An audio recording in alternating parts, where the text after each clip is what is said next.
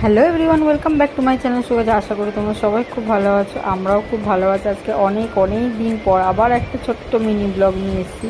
আজকে হচ্ছে মঙ্গলবার, সকালবেলায় দেখো বৃষ্টি হয়েছে, রাতে হালকা আর মানে আগের দিন রাতে হয়েছে আর সকালবেলা হালকা হালকা হয়েছে, আবার রোদ উঠেছে।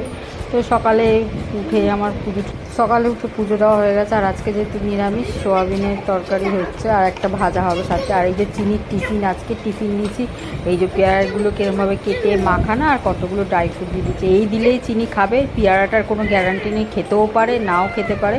আর এই ছোট্ট টিফিন কারিটার মধ্যে, এটা আমার ব্যাগেই থাকে, এই ছোট্ট টিফিন কারিটা নিয়ে যাই। যদি মেট্রোতে আসার সময় বায়না করে, মানে কোনো সময়, তখন খেলে খায়, না কেন ওটা না খাওয়ার মতোই।